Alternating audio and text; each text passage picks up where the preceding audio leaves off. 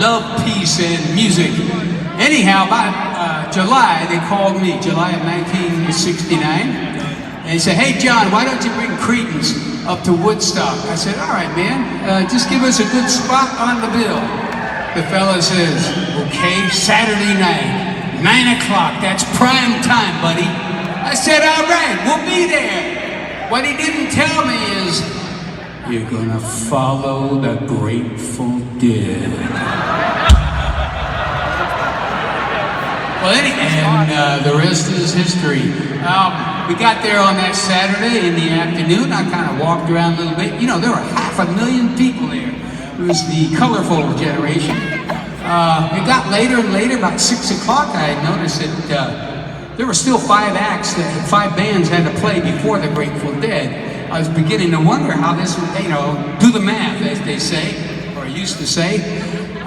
Remember, this whole thing was being run by a bunch of hippies, right? Now, don't be too harsh. Back in those days, we were all hippies. Anyway, 9 o'clock came and went, 10, 11. Finally, at midnight, the Grateful Dead went on stage. They started playing that jingly, jangly, tie-dye thing that they do. It was cool.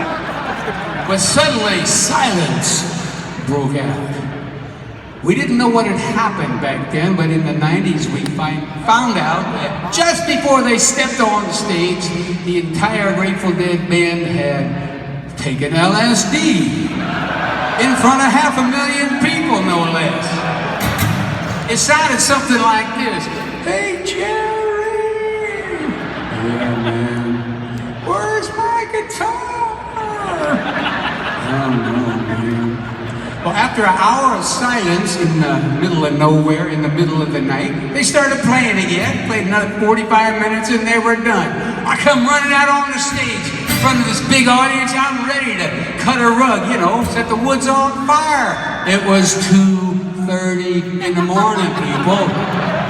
I look down, I see a guy I see a lot of people actually look just like me, except they're naked. And they're asleep.